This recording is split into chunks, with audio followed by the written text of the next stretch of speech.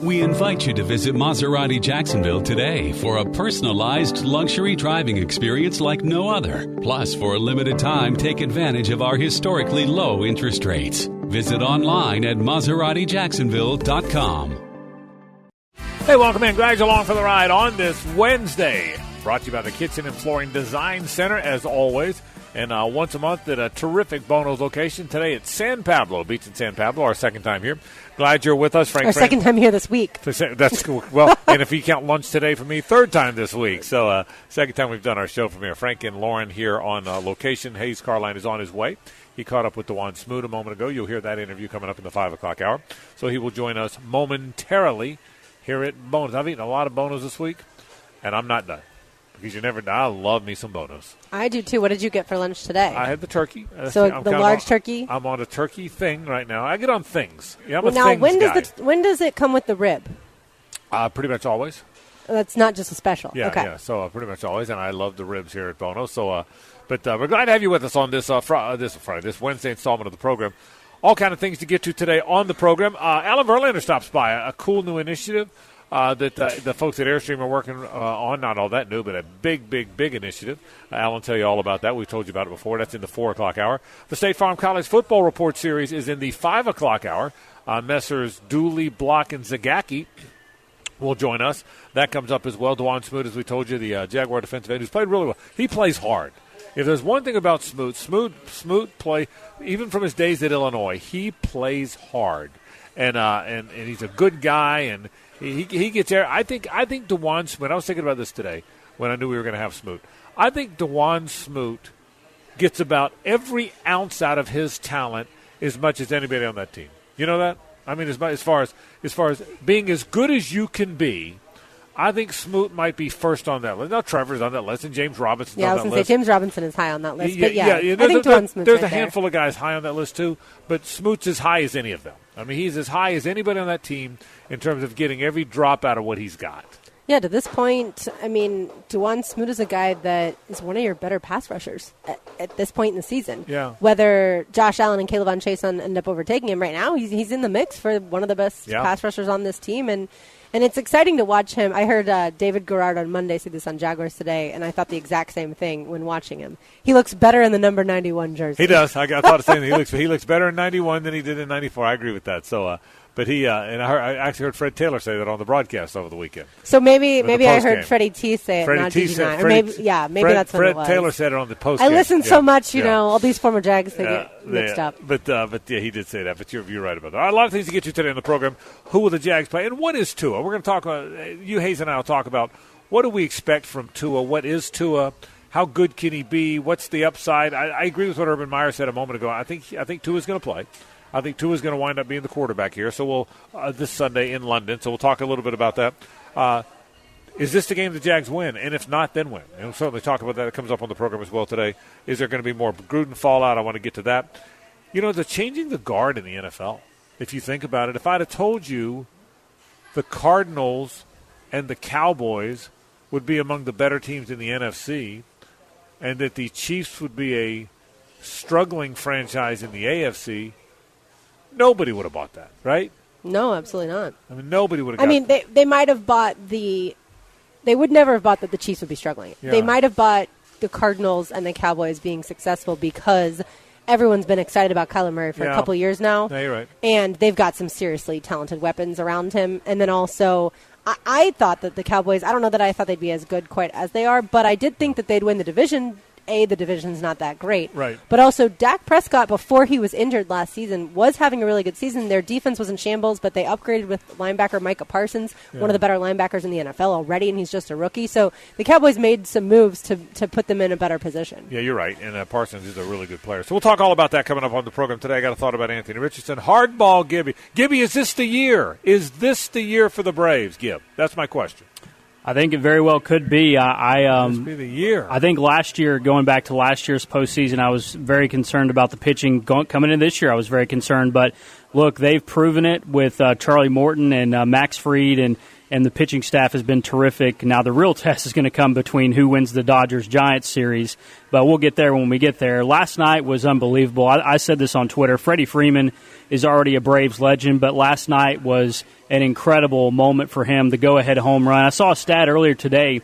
I think he and Chipper Jones have the most go-ahead postseason home runs in Braves history. It's him and Chipper Jones. Gibby, let me ask you this.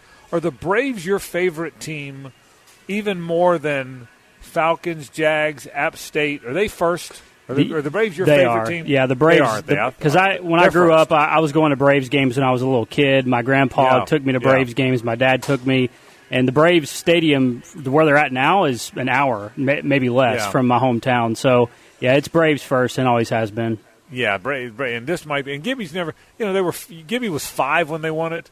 But you've never really had a title because I was 2 when the Pirates won in '60, but that didn't count. I didn't know, so I didn't get a title till I was till '71 when I was 13 or about to turn 13. So yeah, I think Gibby waited a long time. This might be the year, bro. They look good. We'll see. Watching Chipper Jones and the foul ball the other day, that was hilarious. Come on, Chipper, make a play. Here's the thing. Make a play, Chipper. Go, don't be afraid to make a play. Chipper. Chipper's washed up now, unfortunately for him. The thing about it is that one of the biggest things that makes this Braves run so incredible is that, remember when they were under 500 in August? Yeah. And they had Acuna tore his ACL. They're under 500. Yep. We just thought they were just going to fold and that would be it. And they're going to the NLCS.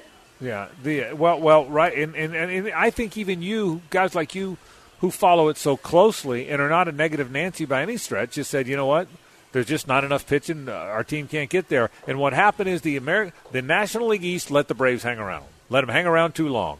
The Mets or the Phillies or if somebody had pulled away, but they let them hang around too long. So we'll certainly talk about that coming up. By the way, it will be insane if you end up correctly predicting Braves win a World Series and Georgia wins a national championship. How about that? I don't want either one to happen, so I hope you're wrong, but that is on record. I picked them both among a whole bunch of wrong picks. So, but the news of the day was the Shipyards pass. That is really exciting. Tip of the cap to Mark Lamping, the Jaguar folks who went about that to DIA. Lori Boyer and her folks at the DIA who did their part. The city council passed it unanimously. Everybody learned from the Lache experience. This is great. I think our city is on the same page. I'm so excited about this. I say this all the time. I see all these NFL cities. That's one of the fun perks of getting to call the games is we see all the downtowns, and just about all of them have this vibrant, alive life. This entertainment district and business district where people are packed into places and shopping and eating and staying and having fun and all around. Let's go to that bar, maybe that restaurant. How about that restaurant? That one's up on the. Let's go to the rooftop. Let's go here. Let's go. There's all that. Well, we just don't have it. Intuition did a wonderful job down there. That's one. We need 5 or 6 Intuitions down there, and now we're going to have a 5-star hotel, and they're going to upgrade the marina. And I was in 5 Points last night at Black Sheep. That area is what we need physically downtown. That area, Atlantic Beach has that area. We need it downtown. Yeah, we have it all over in other areas. It's just and Riverside it's right on the river. You can have rooftops, and it's gorgeous. And we have this great river. Right. We have this great river. So it looks like the completing, and I'm going to start the program with that, but the completing of the deal is we're beginning the completion, if that makes any sense. We'll certainly talk about that. That's the news of the day. I'm very excited about that. Some Jags talk. I'm going to get in Anthony Richardson a little bit later on. All that and more comes up. Glad you're with us. We're live from Bono's on a Wednesday, brought to you by the Kitchen and Flooring Design Center on 1010XL and 92.5 FM. I think it's going to help in terms of tourism. I think it's going to help in terms of a very underdeveloped piece of our destination economy in terms of medical tourism. And I think you're going to see a lot of adjacent development follow. I think we'll look back on this, and it truly will be defined as a catalytic development for downtown Jacksonville. It's a Kitchen and Flooring Design Center Wednesday on The Frangie Show. Make your home dreams come true with the Kitchen and Flooring Design Center. The comments of Mark Lamping after last night's, I think, monumental decision. I think a huge decision that they decided to pass unanimously the Shipyards. Frank Frangie, Lauren Brooks, Hayes Carline is here now after talking to DeJuan Smoot. Big news last night. I was so excited. I fell asleep, so I didn't know. I knew it was coming up. I was following JP Shadrick on Twitter. JP does a great job of that stuff. Mm-hmm. And JP would be tweeting, here's what's coming next, and here's what's coming next. And he said the Shipyards is up next, and I was trying to stay awake. But I stayed up late for the baseball the night before, so I didn't know until this morning, figuring it was going to pass. Everything I had heard, figuring it was going to pass, and it did. Great news for Jacksonville. Great news for Jacksonville. I love the fact that it was 17-0. You want a consensus. You want everybody rowing in the same direction. That's what we have with this. And, I think, like you said, I commend Mark Lamping. I think what Mark said in those comments is dead on. To me, we will look back at October 12th, 2021 as the day Jacksonville entered the game. Right. That is what this means, because Jacksonville is now entering the game of being a big-time major city with a downtown that is very attractive and something that I think we're going to enjoy as well. I'm looking forward to seeing what's built up there. I don't obviously we want it to be a source for people to enjoy that come to visit Jacksonville.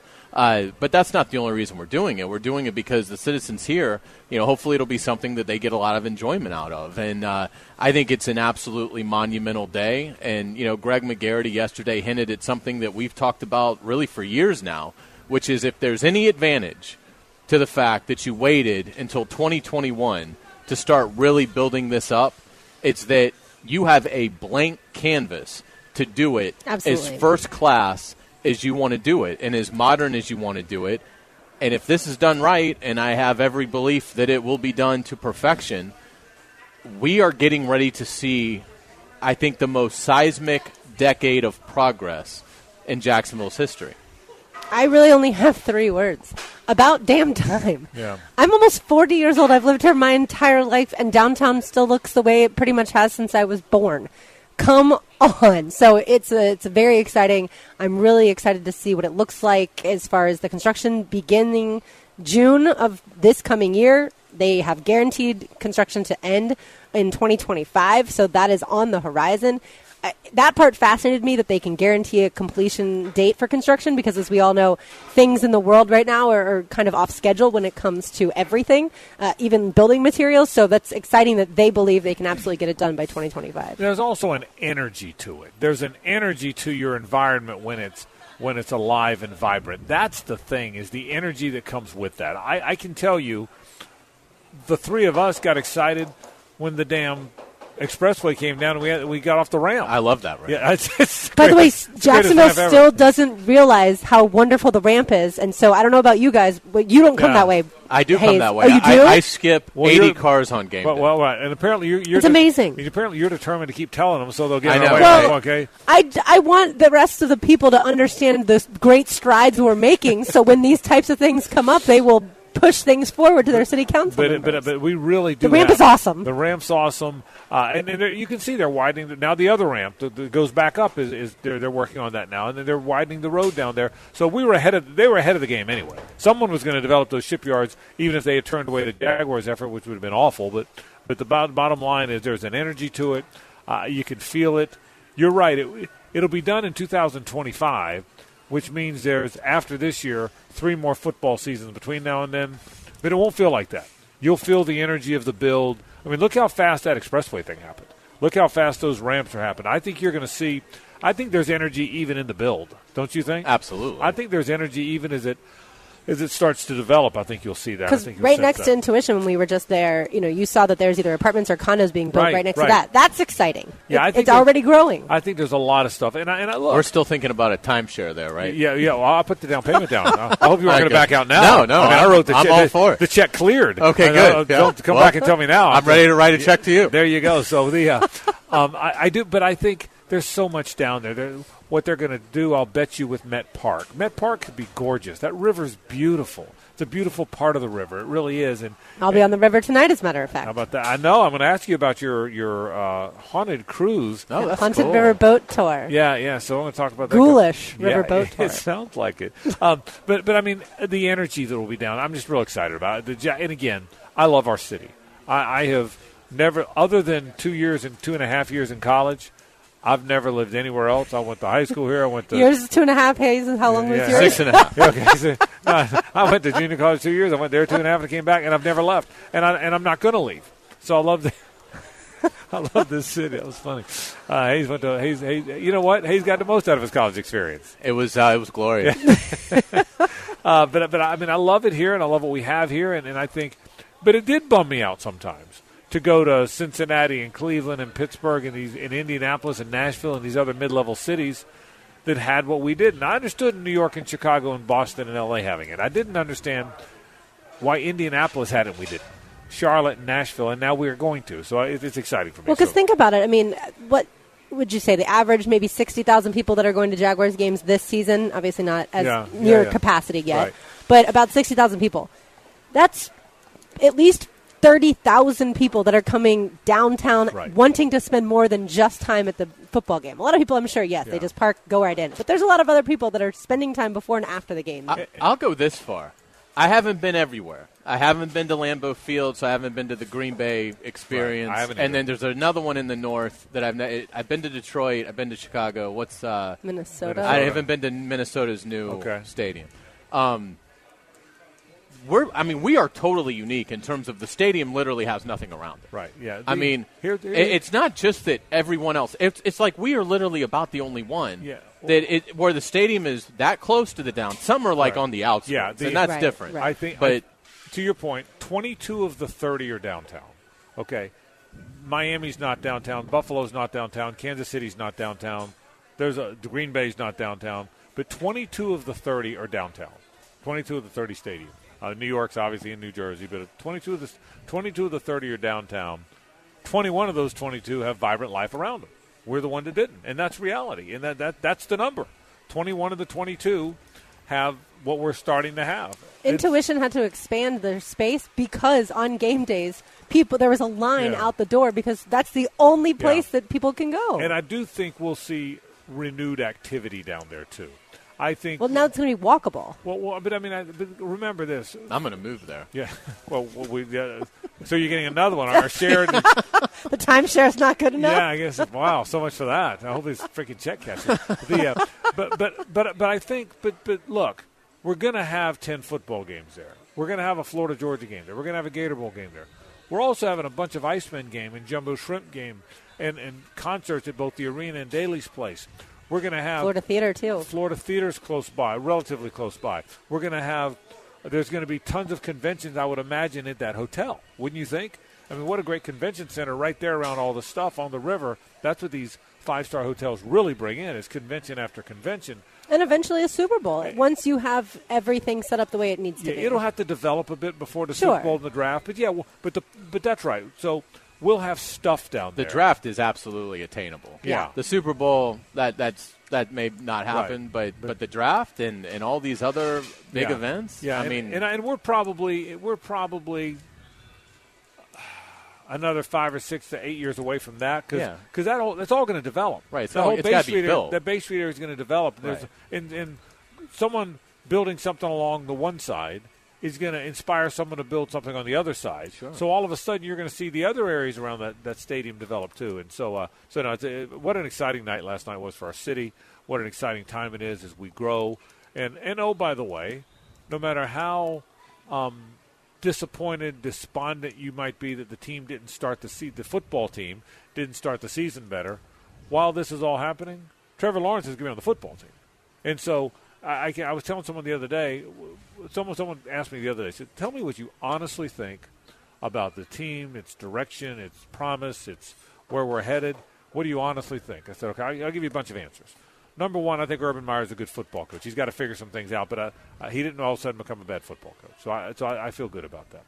I think Shad Khan is a good man who really wants to win. He hasn't figured out how yet. He would tell you that, but he's got a bunch of money, and he wants to do it. I think our city wants to do it. But beyond all of that, history tells us that almost without exception, if you get that magical quarterback, everything else falls in line. The Pittsburgh Steelers won all those titles in the 70s and then didn't win jack for about 30 years until Roethlisberger showed up.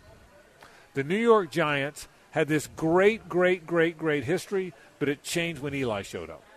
The Colts had never won anything since Johnny Unitas. The Colts had been nothing since Johnny Unitas back in the Baltimore days until Peyton showed up. What did the Patriots ever win until Brady showed up and they won everything? You go on and on and on and on and on. The Packers had great heritage, but they didn't win it. Great heritage under Bart Starr in those years, but they didn't win anything until Favre showed up, and they didn't win. And then Rodgers was ready to step in. Look at the Chiefs. Yeah, the Chiefs are the perfect example. The Chiefs were, other than Len Dawson winning a Super Bowl in 1970, that's the best example yet. They did nothing for about 100 years after 1970 until Patrick Mahomes showed up. I could go on and on. The Bucks. The Bucks just now won one right. the minute Brady showed up. So many of these franchises, once that guy shows up, history tells us. This isn't guessing. This isn't projecting. This is following the evidence, which is the line I scream into the mic so much people are tired of it, but it's what I believe. You follow examples, which the evidence tells you when a guy like that shows up, the game changes. So the game's going to change, and I told this guy that asked me this, Jacksonville will be very good, whether you believe it or not, whether you're worried about the 20 losses in a row or whether you're worried about all the years of not being good. History tells us that when a Trevor Lawrence shows up, and all signs are that he's on pace for being Trevor, what they expect, when a Trevor Lawrence shows up, everything changes, and I believe it'll change. Yeah, I agree. I mean, and just to look at the opposite of that, what have the Dolphins done since Marino retired? They've done nothing. And they're waiting for the next Why one have to they show. done nothing? Because they haven't gotten quarterback right. That's right. That's exactly right. So that's the story. That's the story. Can I start a petition? Yes, I love petition. Who doesn't love a good petition? This one I hope both of you can get on board. Let me open my pen up. All right, hang on. So the shipyards, we were just talking about it. They're Yep. approved. Can we rename the shipyards to Trevor Lawrenceville? I'm in. I'll write it down. Okay. Trevor Lawrenceville it is. So a lot of things to talk about, but I'm really excited. Congratulations to Mark Lamping. Mark, if you're listening, you've done great work on this. I am such a Mark fan. I mean that he's the same all the time. You know, some people are up and down in their moods and they're different in front of the mic than they were the other. Not Mark, man. He's the same in front of the mic all the time. He never lost his momentum, even when the Lache thing didn't happen. Remember, he was interviewed right afterwards. He said, "Oh, this thing's passed on to the shipyards." That's what he said. He'd have made a great head coach. I mean, no question. So, Mark, congratulations. And it's not just Mark; it's a lot of people that were on the team. But make no mistake about this. It starts at the top. He's done a phenomenal job. He really has. So, Mark and all the people. And congratulations to the City Council for getting it right, and DIA, led by Lori Boyer, for getting it right as well. So, certainly a good time and exciting moments. Let's take a break. We're live at Bono's. Glad you're with us. Alan Verlander stops by to talk about some fun stuff happening in our city, sports-wise, in the 4 o'clock hour. The State Farm College Football Report is in the 5 o'clock hour. Pat Dooley, Tom Block, Joe Zagacki join us. You'll hear from DeJuan Smoot, I said this earlier in the program. I think he gets about as much out of his ability as anybody on that team. Yeah, I heard you guys when I was driving over here, and I totally agree. It's almost like he's taken that Avery Jones torch. Yes. Because I used to really admire Avery Jones because I didn't feel like Avery Jones had great athleticism. Right. But he got every drip of it. Yeah. And you knew whenever his NFL career ended, he'd be able to hold his head high and say, look, I got everything out of what God gave me. Yeah. And DeJuan Smoot, I agree. I mean, he is, it's a cliche, but he is the ultimate lunch pail guy. Yeah. He's going to just work tirelessly day in and day out. He's done a great job with his nutrition in terms of evolving since he got in the league. And he's done a great job evolving as a technician, and you're seeing that, come to fruition. He's not athletic enough to just beat his guy around the edge and make this great move. You know, that's just not who DeJuan Smoot is. But he's able to, through his motor, be a very productive NFL player. We'll take a break. When we come back, we'll talk about the Dolphins and the Jags in London. Let's talk a little bit about the Miami Dolphins. Who are the Dolphins? What is their identity? What have they been over the years? Kind of a cool franchise in a lot of ways. That's next. Stay with us.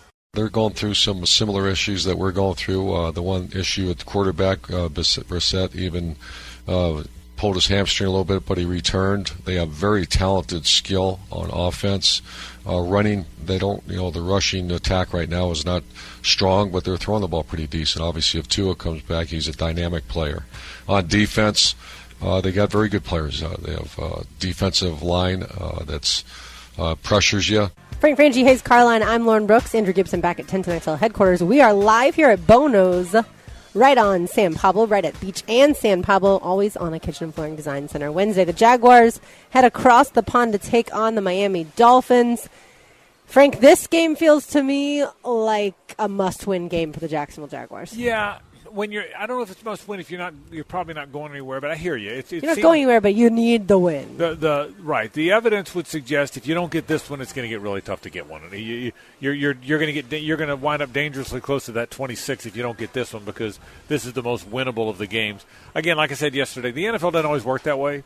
You lose one, you thought you might could win, and then you wind up winning one. Nobody if you're thought you decent. could win. Yeah, correct. But yeah. But I'm intrigued with the Dolphins. Hayes, what are the Dolphins to you? You weren't born when they won the Super Bowl. Correct. You are, and I can tell you when the Dolphins came around in '66, they were the coolest franchise ever. They had Flipper. They had Flipper in the end zone. I mean, you got Flipper, you're pretty cool. I mean, not every sports franchise had god dang Flipper. Okay, so Flipper's in there, and it was cool, and they had the cool colors. They had the aqua. No one had one. Aqua was teal before it was teal. So they had aqua and orange, and they had this cool. They had Flipper, and they were in Miami. And back in the 60s, Miami was all the rage. Miami was Vegas and L.A. all rolled into one. And so Miami having a sports franchise was the neatest thing. I told you guys the story when I can remember my dad. They used to have the NFL championship game before the Super Bowl, and then they had a consolation game. They played the playoff bowl, they called it. It's the two teams that didn't make the championship game played for third place, which is dumb. And the Colts played the Cowboys. And my dad took us down there because it was United's team, even though United didn't play. My dad took us down there because we also wanted to go to the Orange Bowl. It was just a cool thing. So the Dolphins were a cool franchise. Had the 17-0, won a couple Super Bowls, then weren't very good until Marino came around, or they weren't special. Marino comes around, but they still didn't win anything. So are the Dolphins underachievers? Are they cool anymore? Are they no longer cool? They redid the stadium. It's gorgeous now. What do you think of the Dolphins franchise in the pantheon of sports franchises? Yeah, they're no longer cool, and I would say that they probably underachieved. I mean, in the Marino era, to have a player that was that dynamic at that position and get so little out of it. One Super Bowl appearance, which was a rout at the hands of the San Francisco 49ers, and it occurred so early in Marino's tenure that at the time you sort of felt like, while it's disappointing, it's Marino's second year. Wait until he gets to the prime of his career. Miami is going to continually go back and win the AFC and get to the Super Bowl. Well, the Buffalo Bills show up, and they win the AFC 4 years. They end up losing in the Super Bowl, obviously, but sort of dominated that conference. And, I think it was one of those things that they could never figure it out. I mean, that's sort of the thing about, Trevor looks so special, but I do have concerns about, will this be a situation like Miami with Dan Marino, who just could never put enough around him to really be championship contenders for any length of time, and then Detroit with Stafford. If Stafford ends up becoming this unbelievable player for the Rams and wins big. But getting back to Miami, I think they've lost all that sizzle. For most of my lifetime, they were perpetually 8-8. They were team 8-8. They were never awful. They were never bad. They would draft like 19th, and then the next year they'd win 8 games again. I mean, they just were. So yeah, I think underachieving is fair. And I think that they're in a tough place right now. It's not a cool franchise anymore. I don't think at all. It's not cool. Once upon a time it was. Oh, a cool I know. franchise. Yeah, I get that, but I'd say cool. now, no, I don't think there's anything really cool about the Miami Dolphins right now. Yeah, no, I tend to agree. I would assume that there's a lot of people my age that are Dolphins fans in Jacksonville because the Jaguars weren't around yet. I know, like Brian had a Marino jacket or jersey. I mean, and I think, outside of Ace Ventura, I'm not sure that the Dolphins have been relevant in my lifetime. And the Dolphins really obstructed that investigation. Ace Ventura could have had that solved a lot sooner. And you're right. There's a lot of Dolphins fans in Jacksonville. A lot that became Jacksonville's team. And make no mistake about this. Miami's got the Hurricanes. Miami's got the Marlins. Miami's got the Heat. South Florida's got the Panthers, not far from Miami. But make no mistake, that's a Dolphins town. No question. The Dolphin, that is first and foremost down there. And now their stadium is gorgeous. What they did to rebuild, to renovate Hard Rock Stadium. See, they played in the Orange Bowl. Then they moved this stadium way out west, and it was called Dolphin Stadium, Pro Player Stadium. It had about 1,000 names. And then when Hard Rock got involved and they rebuilt it, they put the awnings on. That thing's beautiful. I mean, it looks like a brand-new stadium. It is really gorgeous, inside, outside, the setting, the practice field, the Little League fields all around it. They've done a magnificent job. They've had everything but good football teams. That's what they haven't had. So you fast forward. What is Tua? Is Tua going to be great? Because it doesn't feel like it, does it? It doesn't. He may be okay. But even when he's back to healthy and has played a few years, and again, everybody says, can you believe they took him before Justin Herbert? Well, that was split down the middle. It wasn't like the Dolphins they took this wild chance on him. What will he be? Well, I thought he would be really good in this league, but I'm definitely thinking that I was wrong on that. The only benefit that I'll give Tua is he entered the league injured with the gruesome hip injury. And so his rookie year, he doesn't play right away because he's not really healthy. Then he doesn't look good. Then this offseason, he has the comment about, well, I didn't really know the offense. Okay, well, that's inexcusable. And then this year, he gets hurt right out of the gate. So I think based on what you've seen, I think you have to have severe questions about his durability moving forward. He had that radical tightrope surgery while he was at Alabama, which didn't do him any favors. He has the hip. He's coming off an injury now, and he just hasn't looked all that good when he's played. Now, if the benefit of the doubt I would give him is that I don't think we've seen a fully healthy Tua in the league yet, and maybe that will be a different player. But right now, if I'm the Dolphins, I'm incredibly worried. Yeah, I was on Team Herbert all the way. I think Tua's size is a big factor as to why I wouldn't have wanted to draft him, and you can say, well, Kyler Murray is small and he's excellent. Yes, that's different, though. Kyler Murray has not been injury-prone his whole career, and Tua pretty much has. And so, unfortunately, I think he is going to be like a Carson Wentz, where he's a guy who can't play all 17 games each season, and I think the Dolphins are going to end up having to look for another quarterback. Yeah, the size thing is interesting because I kind of agree with you. He's a little guy. Kyler Murray's a little guy, but he's got a howitzer of an arm. He's got a rifle arm. Baker Mayfield's not a big guy, but he's got a big arm. I don't think Tua's got a big arm. I think he was accurate as heck in college. He's the ultimate gamer, tough, athletic, had great receivers, knew how to win, but he didn't have that big arm. I was always surprised he kept getting projected as high as he was. I wasn't surprised that Kyler Murray was because we've seen him throw. You know, just because you're a little guy doesn't mean you have a little arm. Tua doesn't have didn't you even think that at Alabama? He wasn't a big arm. No, I thought he had the tools. I thought his arm strength was good. I loved his poise. I loved how he was able to step into big moments and deliver for Alabama. And he certainly did that. So I liked a lot. I liked his mobility.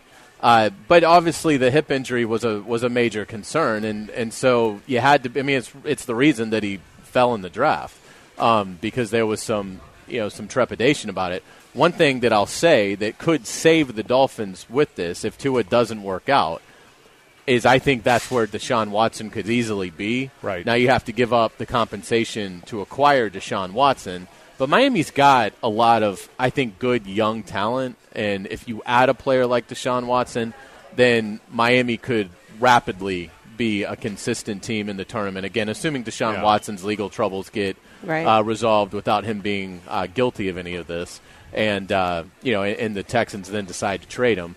But if I'm Deshaun Watson, and certainly if I'm the Miami Dolphins, I mean, I would move mountains to acquire Deshaun Watson if Tua falls on his face this season. Yeah, and I think no matter what the price you pay is, as long as Deshaun Watson is healthy and can play for you, it's worth it because he's that type of franchise quarterback. And I think Deshaun Watson throwing to Jalen Waddle, watch out.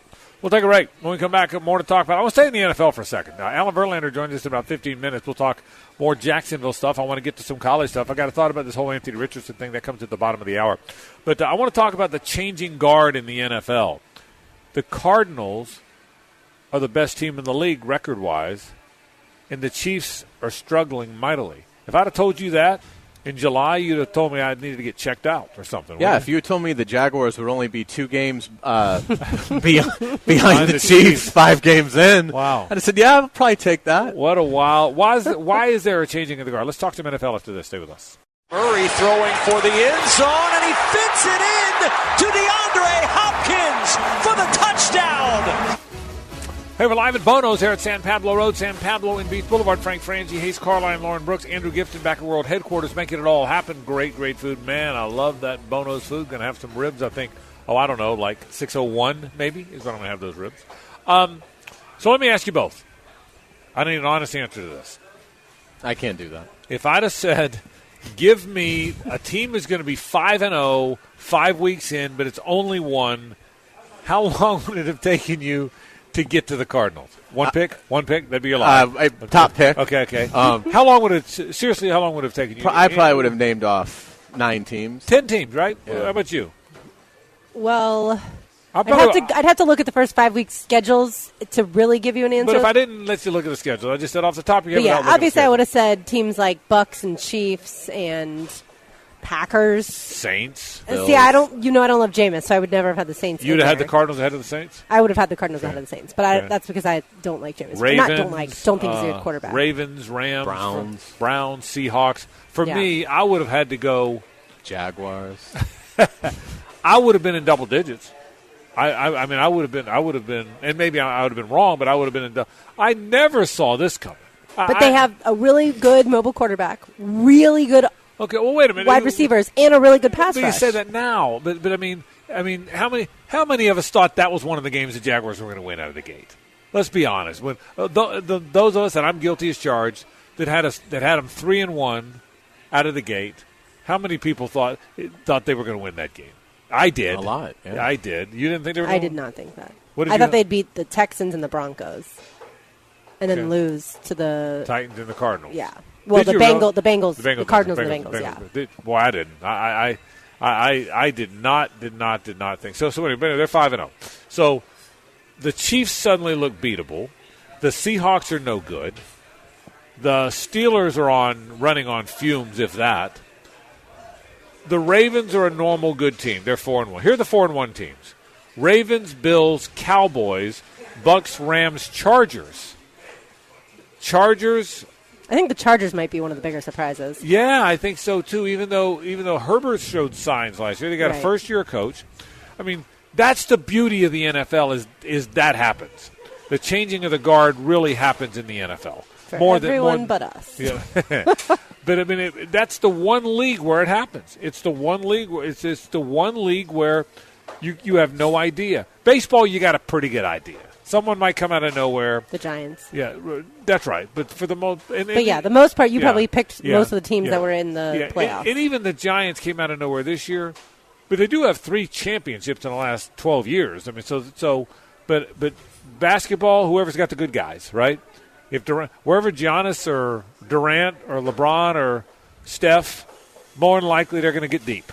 So football, it's crazy the way football is. It is, and I would say this: we're only 5 games in, so we're not even a third of the way through this thing. Here comes the optimism. Well, not for the Jaguars. The Jaguars, you can absolutely write this season. That's where I thought you were going. Yeah, okay. By all means. But I'm saying if you've gotten off to a good start. I think even in Arizona, I don't have their schedule in front of me, but could I see a 5-0 turning into a 7-3, 8-5 pretty quick? Yeah, I could. So these are these are impressive starts that these teams that are 4-1 have done, and certainly the majority of them, this is probably who they are, and they will probably be in the tournament. But I would not be surprised if of the teams you named, 2 or 3 of them end up taking on a lot of water and missing out on getting a wild card berth. The next few games for the Cardinals at the Browns this Sunday, then they play host to the Texans, play host to the Packers, then at the 49ers. So they could go 1-3. Correct. In their next 4. Yeah, now, and that wouldn't be overly surprising. I don't think they'll lose this Sunday, but because of Baker Mayfield, but they'll definitely beat the Texans. Right, but it's a really, really interesting world in the NFL, and we'll see where it takes us. Here's one thing. So I'm trying to think, what do they all have in common, okay? Ravens. Lamar was magnificent the other day. He's incredible. Yeah, the Cardinals are undefeated. They got Kyler Murray. The Ravens, Lamar. The Bills, Josh Allen is evolving into one of the best players. The Bucks have Brady. The Rams have Stafford, but they're more than that. The Chargers have Justin Herbert. And the Cowboys finally have Dak healthy and playing at a great level. Again, there's no surprise. These teams, the 5-0 or the 4-1 teams, all are getting extraordinary quarterback play. So who's 3-2? And by the way, none of them have terrible defenses either. Right. Who's 3? Correct. Who's 3-2? The Browns. Mayfield's all right. I believe in the Browns. Okay, yeah, they look like they're pretty good. I don't believe in the Browns because I don't believe in Baker Mayfield. Yeah, I think the Browns are pretty good. What about the Bengals? They're 3-2. I don't believe in the Bengals. I don't either. Me either. The Titans are 3-2. They're going to win the division, so it's hard not to believe in them. Yeah. But I don't see them doing much in the playoff. They're so banged up right now, though, so their team will look a little different in a few weeks, I think. By the way, I left the Packers out of the 4-1 teams. My bad. What about the Bears? They're 3-2. You know, the Bears, I think, are sneaky because if Fields can be – he doesn't have to be a star. He just has to be somebody that can, make plays when they're there, get them into the – consistently get into the mid-20s, which I think he can do. Defensively, they still have a lot of really good pieces. So I think the Bears could be a sneaky team. They're not going to win the North, I don't think, even though they're only a game back of Green Bay. But I do think they could get one of the wild card spots. I don't think that's out of the realm of possibility for the Chicago Bears. Bears have a tough run coming up. Packers, Bucks, 49ers, Steelers, Ravens. So then I think it's 5. Steelers aren't fantastic, but still that's but at that the Steelers. Certainly could be 1-4. Right, and so that's a tough stretch that can out. determine. Right, Yeah. absolutely. All right, so interesting stuff. Let's get some other NFL stuff. What's next with the Gruden story? Is it over? Well, it is for John Gruden. I mean, I think. Well, no, it's obviously over. Yeah. That's over. But it means the story. I don't think. I mean, again, even today, you've got the Schefter story. Well, that which was hysterical, but you've got the Raiders owner Mark Davis was asked about this and was basically like, "Go talk to the NFL. It's their thing." No, that's not. Come on, are you kidding me? That's not what you say there. That was idiotic to approach that question with defiance and go talk to the NFL about why John Gruden is no longer my coach. Give me a break. But that's not surprising. Mark Davis has been an utter clown since he inherited that franchise. But I mean, I am surprised in terms of importance in the league. It's gone from John Gruden to Adam Schefter because that's a big, swing on the NFL power pendulum. But I mean, it's incredibly embarrassing for ESPN and for Adam Schefter. I don't think anybody's remotely surprised by it. But to be emailing Bruce Allen unedited stories to get clearance to make sure that it's A-OK for it to get printed is not how you do it. Yeah, and I wonder too, 650,000 emails. Mm-hmm. Wouldn't you think something else is coming out? I would. Dan Snyder's not going to own the Washington football team by the time all this is said and done. I wonder what's going to happen with that. But they're protecting him like he's a baby cub. I mean, I don't get it. I mean, he's been a colossal embarrassment since he's entered the league. And why this league is so adamant about protecting Daniel Snyder. But they are. Oh, yeah. Well, it's beyond something's belief. going to come out from those emails. I'm convinced. That's going to eventually make them have to remove him as the owner. I'm starting to think even if these things are ever released, they're going to be more redacted than the Warren Commission. Well, that probably wasn't redacted, but you get what I'm saying. It's going to be interesting to see where the NFL heads. Interesting storylines as we continue along. By the way, this has nothing to do with the NFL, but did you see, speaking of just how press works, did you see today that Oklahoma, some student journalists were overlooking the practice, and they were able to see that Caleb Williams is taking the majority of the first team reps. They report that, and now all media has been shut down in Norman. Well, by the way, the reason that doesn't surprise me. I can tell you before when I covered the Gators as a newspaper guy, you could always go to practice. And then even when I got into radio in 93, with just full-time radio in 93, you could always go to practice. That damn internet, by the way, ended that. Yeah, I mean, because people would go and they would text picture or tweet pictures or whatever, and that's when the coaches said no more. You used to go to every practice in college used to be open. Like every team, fans could go to every practice.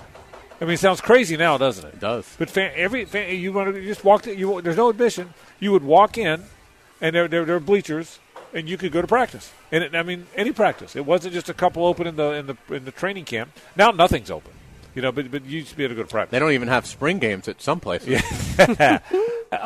Is the Urban Meyer noise quieted? Have we heard in the terms last of the off the field? Yeah. Yes, I think it has. I think it has to. Don't you sense that? Absolutely.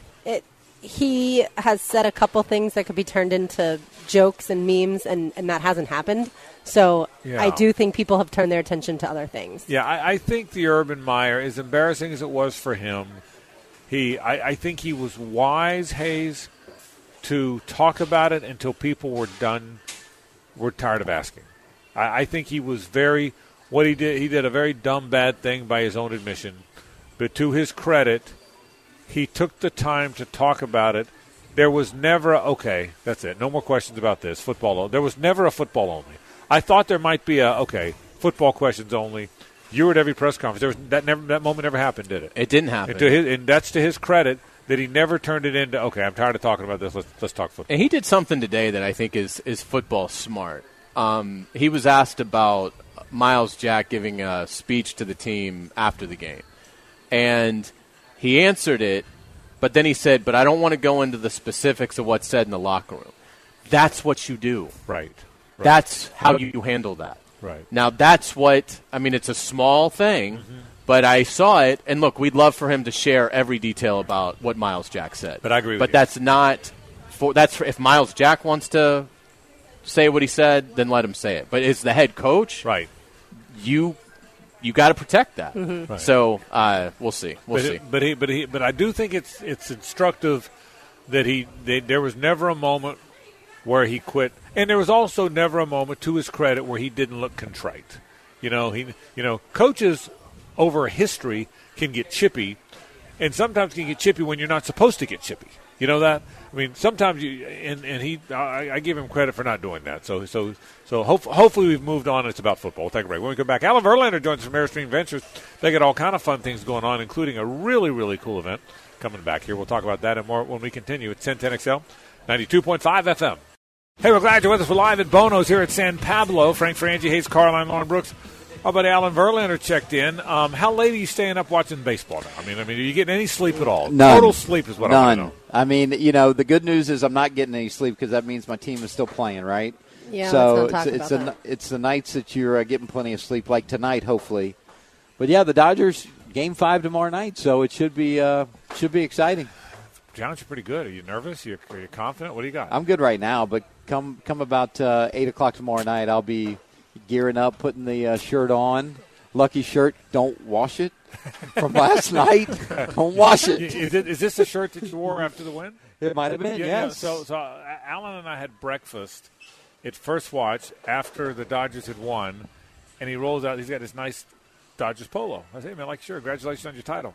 He said, tell me that you had the shirt like 10 years. 10 years, and I had never wore it. It was the first year that Johnny O came out with their Major League Baseball line. So I'm like, well, I got to get it, right? Yeah.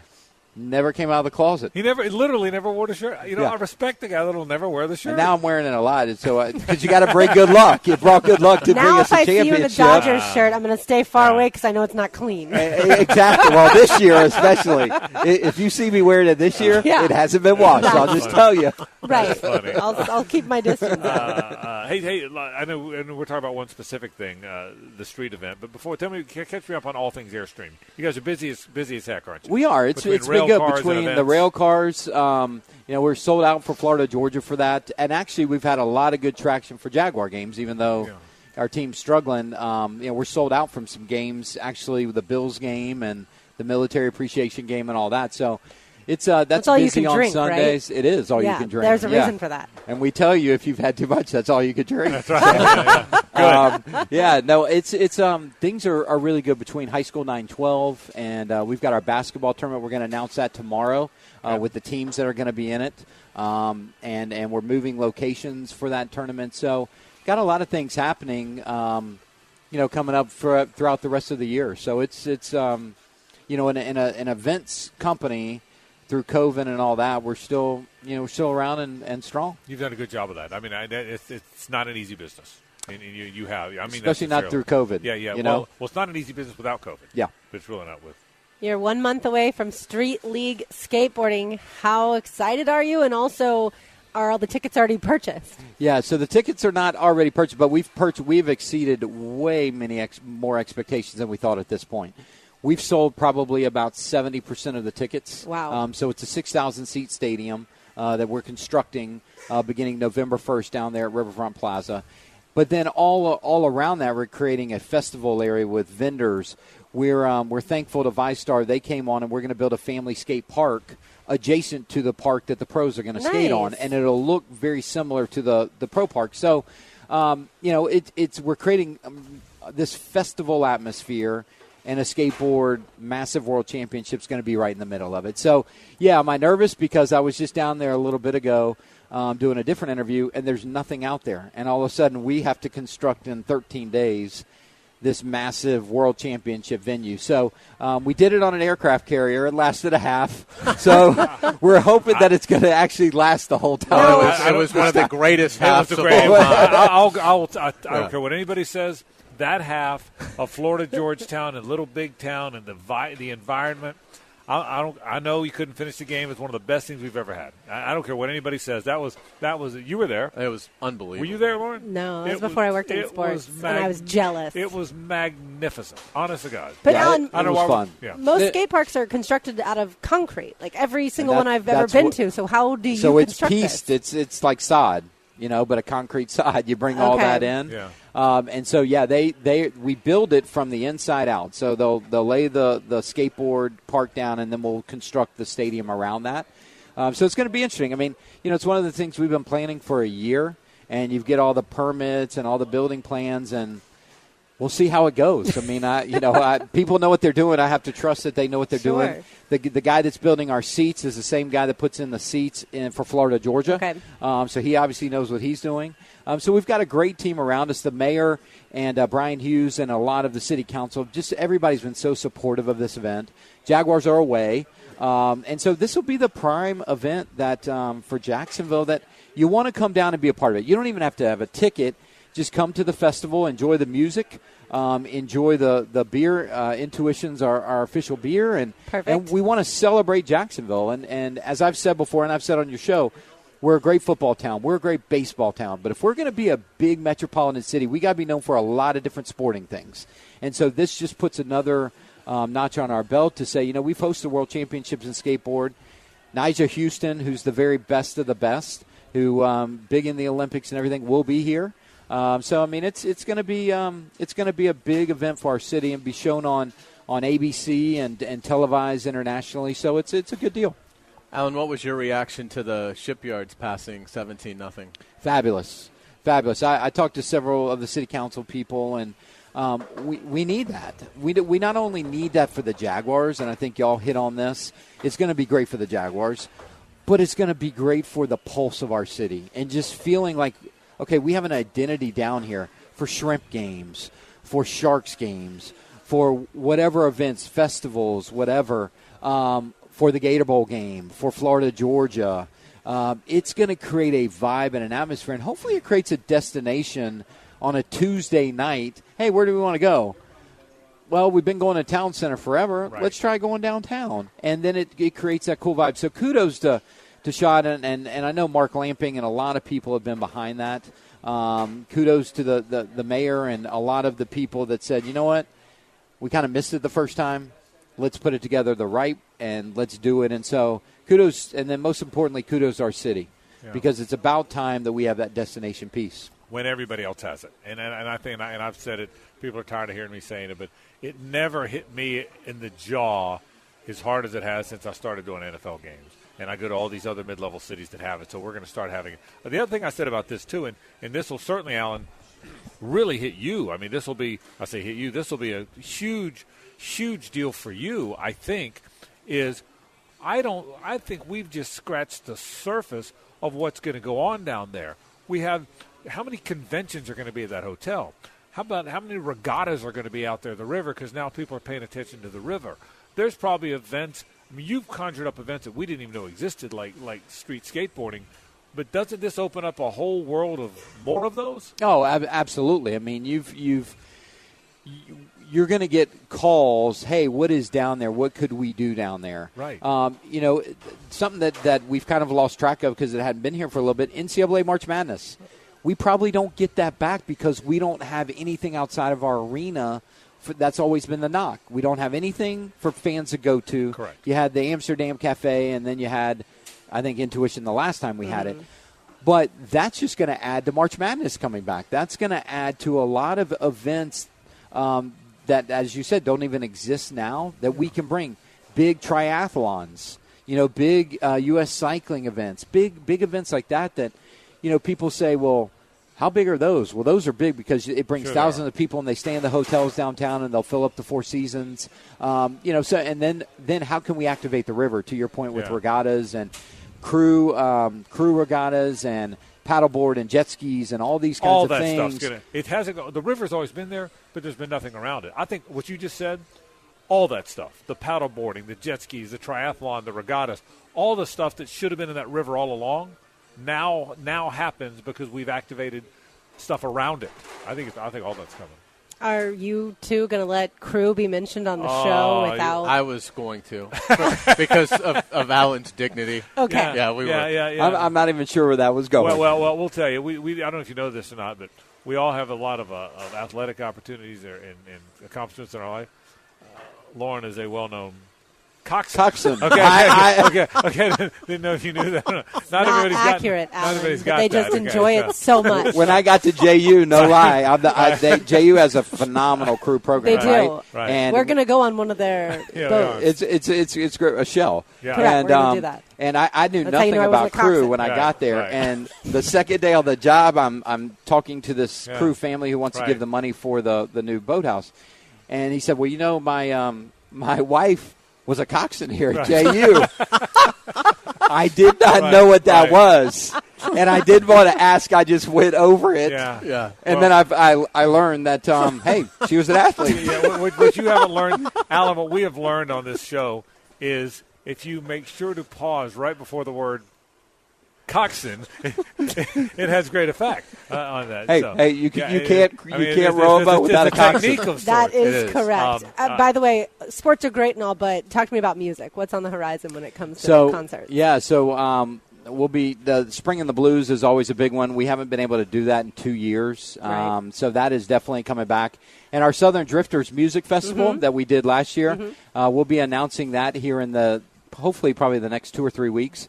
We've got some really big country names that are on your playlist, I know, that will be coming, that we're signing contracts. So it'll be and that's Jekyll Island. That'll be probably early next year. Okay. Because one of the things that we do with that festival is we want to look at when they need occupancy in their hotels. So we've really worked together with them.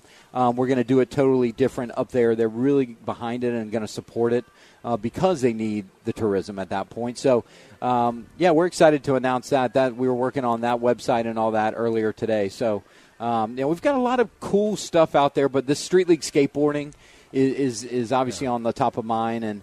And you can go to Ticketmaster. If you just go to Ticketmaster, it's like any other sporting event. You're used to it. We've got VIP tickets. We've got Fan Deck tickets. We've got GA tickets. So support the event because here's the thing. We need you to support the event because that's how events come back. If you're going to be in a city that has no events, it's because you don't support events. And it's not just a skateboarding. Like you said, the festival, there's activity around. It's fun. It's right on the river.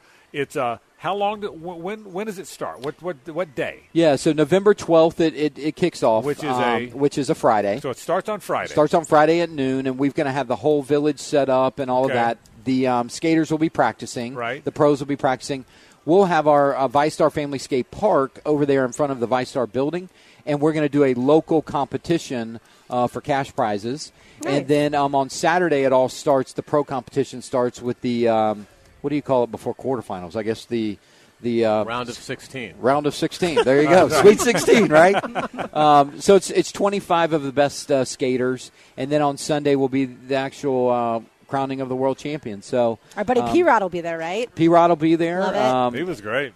You've got a lot. Tony Hawk. You've got it really becomes this celebration of the skate community. And if you look at a lot of these great skaters, it all started at Kona.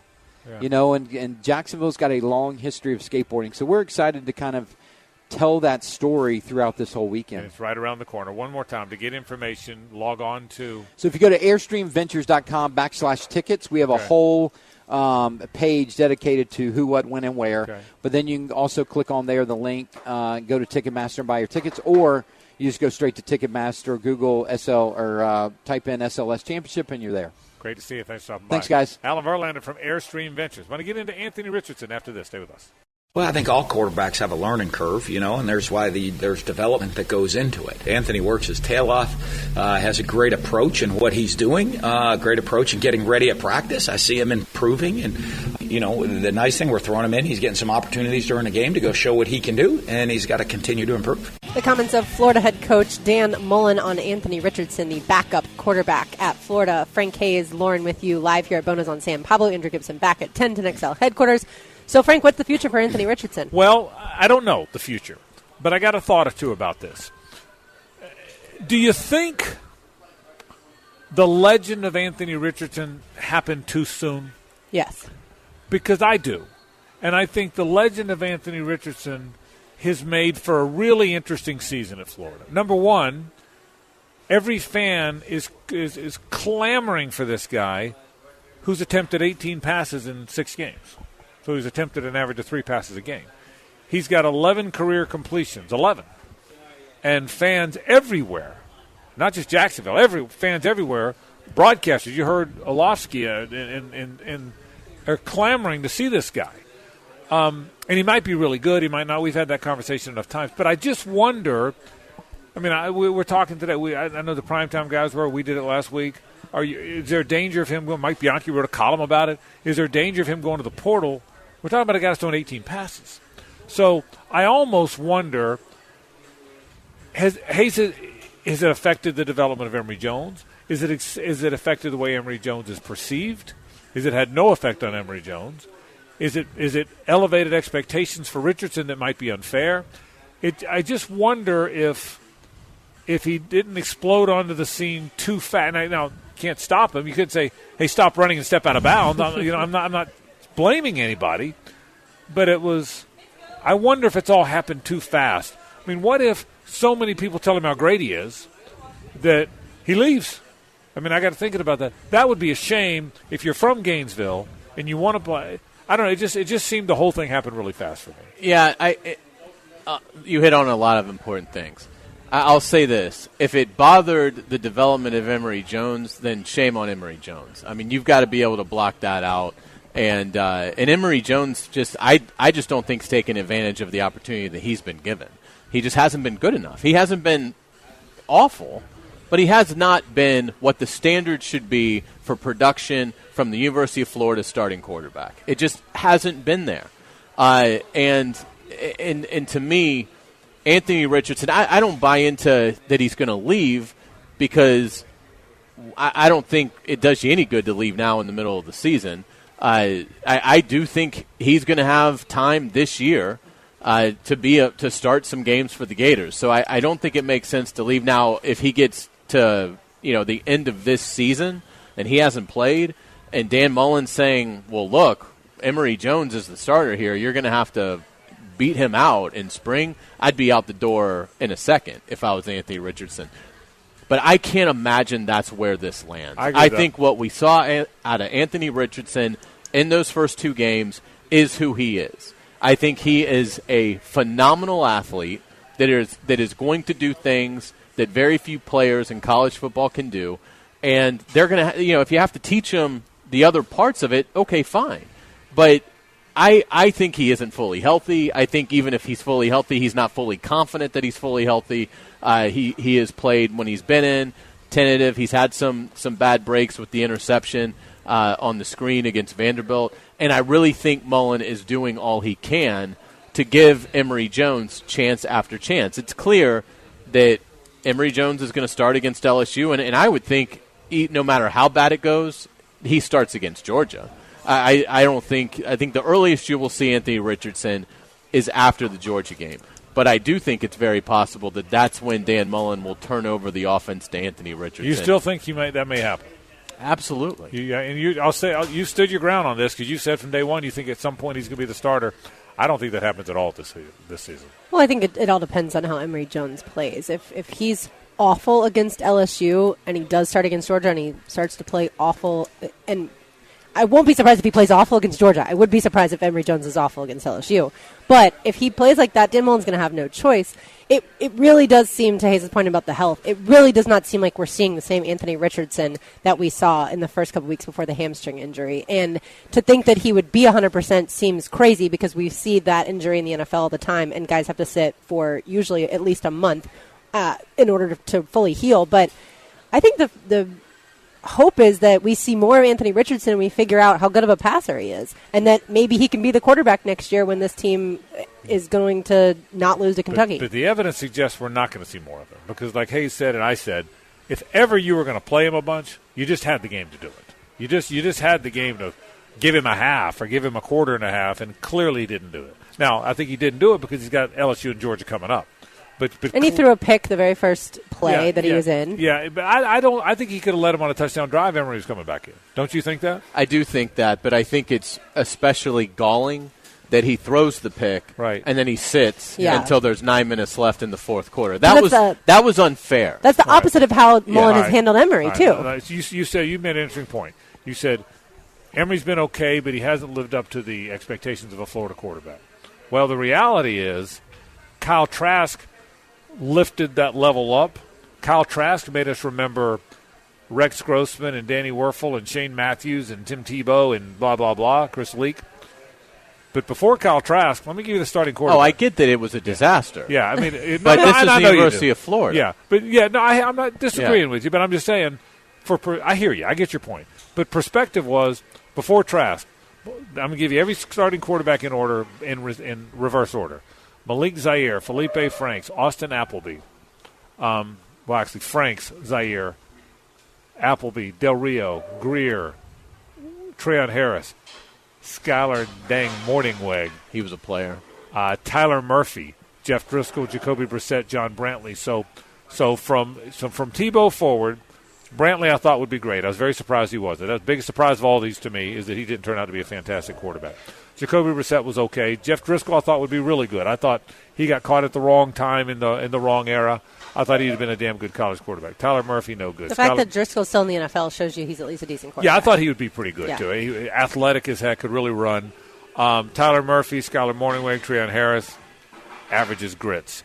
Will Greer was actually pretty good. Luke Del Rio, Austin Appleby, Felipe Franks, Malik Zaire, averages grits. Who was the 2017 Florida quarterback against LSU? I know. Or no, it was 20. Which game? Which game are you talking about? 2015. Which game? There was the game that Florida was close but lost to LSU. I want to say it was 2015 or 17. I'll look it up. But either way, I want to say it might have been Treon Harris, and it was some of the worst quarterbacking we've ever seen in the history of the school. Well, that would have been Treon Harris. But where I'm going with this is Emory Jones is probably better than a lot of the players who have played since Tim Tebow, other than maybe Kyle Trask. Probably not better than Will Greer, but he's probably been better than guys who've played for 10 years.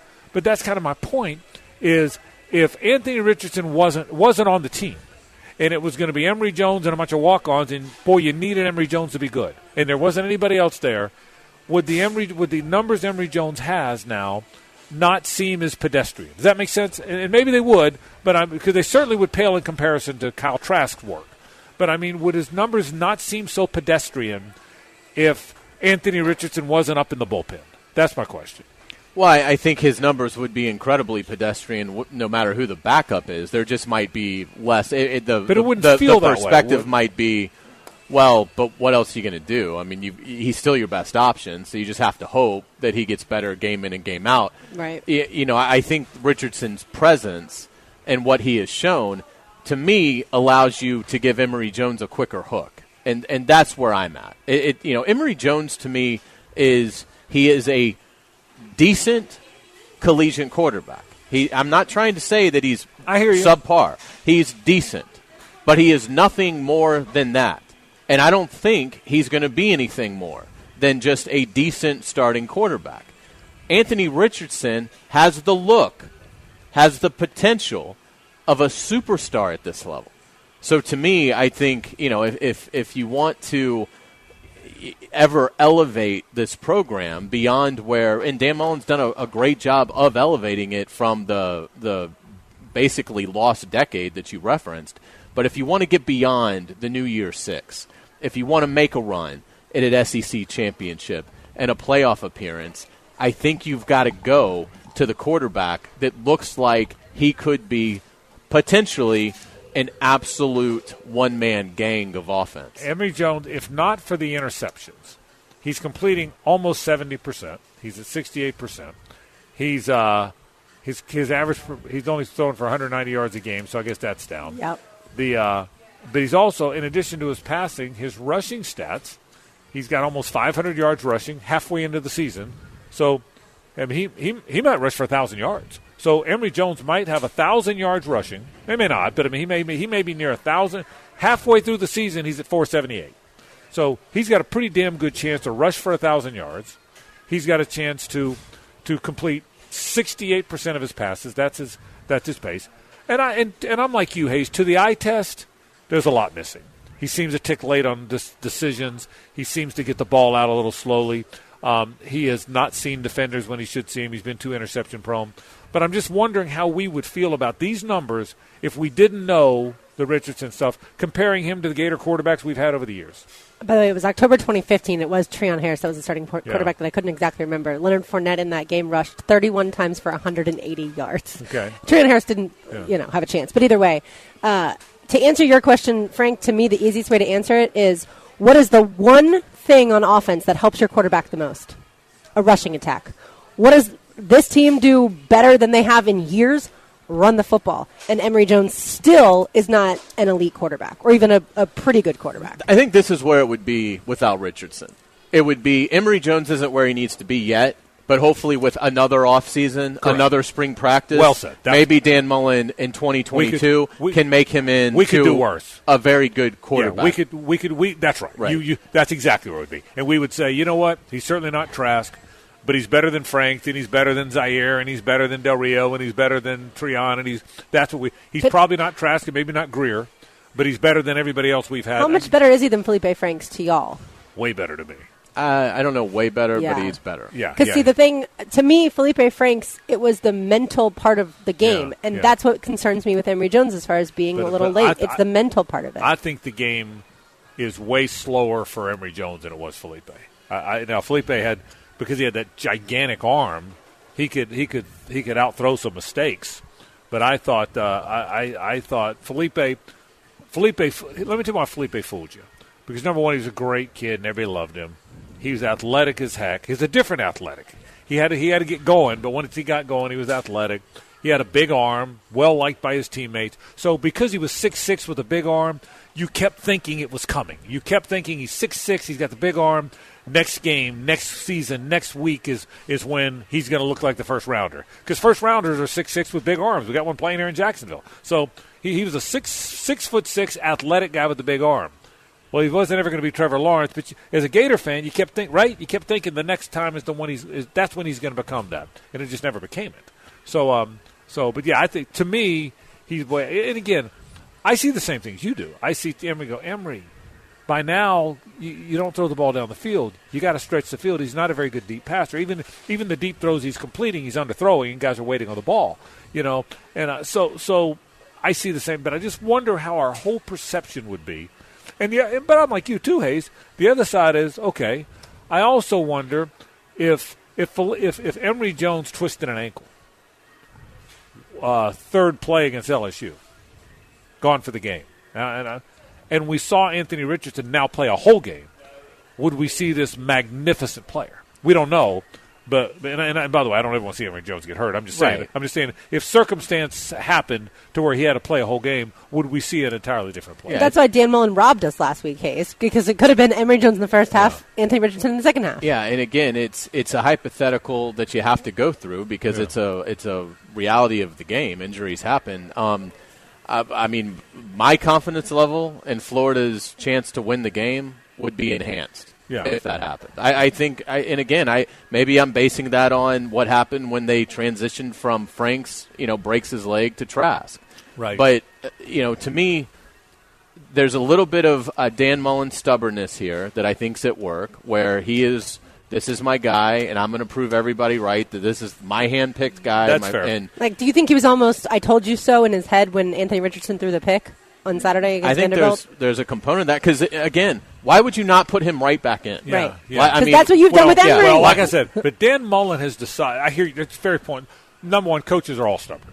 They're all stubborn. Number two, fans, to your point about the Franks and Trask thing, and I defend Mullen on this, fans are quick to say, hey, he was playing the wrong guy with Franks and Trask, which he was. And if Franks doesn't get hurt, we may never see the right guy. That's a fair point. But I'll also say in 10 years as a head coach and all those years as a coordinator, he picked the right guy most of the time. He picked the wrong guy that time. He has. But he's picked the right guy most of the time. And the other component to the equation, I think, is not just the stubborn factor. I still think there is some chance that Dan Mullen has had that Georgia game circled for a long time. And that is going to be the game where he's going to bring some things out that he has not brought out yet. And there is nothing that would equate to something that he could drop on Georgia that would be a nuclear weapon coming out of the bye week that they would not be prepared for, as if he gave Emory Jones half that game. I mean, Anthony Richardson half that game. Yeah. So that's why I'm not completely ready to crush Dan Mullen for how he's handled this, because I still believe that there is some big game component from a strategic standpoint. But on November 1st, you might be. But if he loses to LSU and Georgia, right, and he starts Emory Jones in the next game, I will be despondent over that. I would bet you all my possessions, including my golf clubs, that he's not splitting the game. Now, I don't think there's a chance in hell that's happening. I do think one thing you said, whatever gadgets, they're still gadgets. Jeremy Crawshaw, everybody.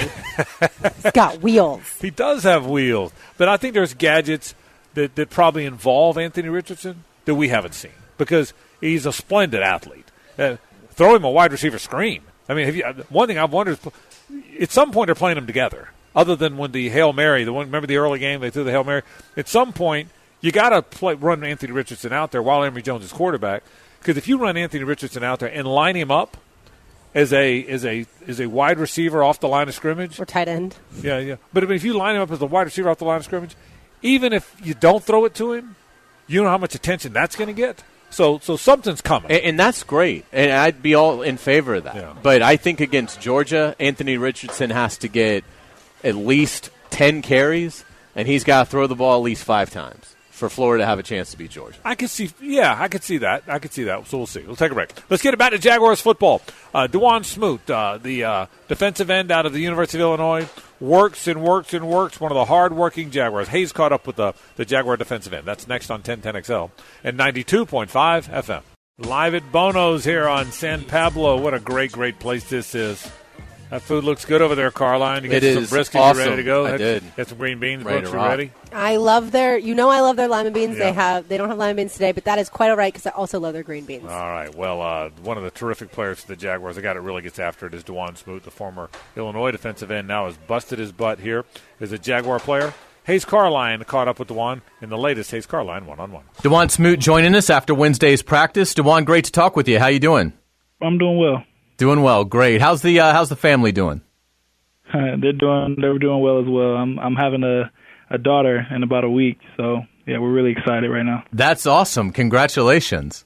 And Thank this you. will be your second child, right? Don't you have a son? Isn't that correct? Yes, we have a son, little Amir, 2 years old now. 2 years old. Is he excited about being a big brother? Oh yeah, he can't stop talking about it. Now, DeJuan, what are you getting? You got a big trip coming up, and we'll talk about that. But is there a contingency plan in case your wife goes into labor, or how's that going to work? Oh, definitely. We have a contingency plan. I mean, we already talked to the doctor, and we're not actually expecting until next week. Okay. That it should be safe, but you never really know. So we have something planned. You're pretty good. You've got it scheduled for the bye week. I'm impressed. Yeah, we scheduled it out perfectly. That's awesome. What was it like? You've got a young family now, and you've been here now 4 years. What was it important to you to sign back with the Jaguars and remain here in Jacksonville? I think it was important. I definitely didn't. I had no interest in going anywhere else. I definitely thought that this was the place that me and my family wanted to stay. So, I mean, I just tried to play as hard as I could last year, to show the team exactly like what I had. So, when I came to the table and me and Trent, we came to agreement, and it just felt right. That's awesome, and it's hard to believe this is now your 5th year. How do you feel like you've grown, and what kind of strides do you feel like you've made as a player over this last year? I feel like I've made huge strides. I mean, I feel like I'm really settling in as a pass rusher. I'm seeing things a lot slower now, and things are just coming to me. My hands are working well. It's just things are just great. I'm just seeing things a lot better now, 5 years in. And we saw that reflected in your performance Sunday against the Titans, 1.5 sacks. What stood out to you on tape when you went back and watched the Tennessee game? I was just thinking the whole time, it was like they have to stop me, at the end of the day. So I mean, I was just so focused and so honed on my technique that it didn't matter who was in front of me. I was just focused on just finding a way to get there, and I was able to get there. I thought it was going to be 2, but Josh kind of grabbed his ankle at the end. In terms of it, obviously there's been a lot of transition since last season. What's it been like working under Coach Meyer, and what's it been like working with Joe Cullen in terms of his schematic change? It's been great. I mean, I feel like it's been great for me. I've been able to stand up, have a little bit more freedom and a little more space as well to just rip and run and be able to actually make plays, So I feel like Joe's been putting me in some great places for me to make plays. And then looking towards Sunday's opponent, the Dolphins are struggling. They've lost 4 in a row. They've got some quarterback uncertainty, but it seems like it'll be Tua that goes. What stands out to you about Miami, their pass game, and is there an area or two where you feel comfortable with in terms of an area where maybe you guys can exploit? We definitely feel like their O-line. I mean, we definitely feel like we can exploit their pass rushing opportunities, honestly, because they're more of a running team. We know that's what they want to do. So, immediately the first quarter they're going to try to run the ball, try to establish that. But if we're able to stop that, I feel like we have some really good guys on the edges and some guys inside that can beat one-on-ones. So I feel like as long as we just hone in on stopping the run and we just focus on just beating whoever's in front of us, we'll be fine. And Urban made it sound like he thinks it'll be Tua. What stands out to you when you study that young man?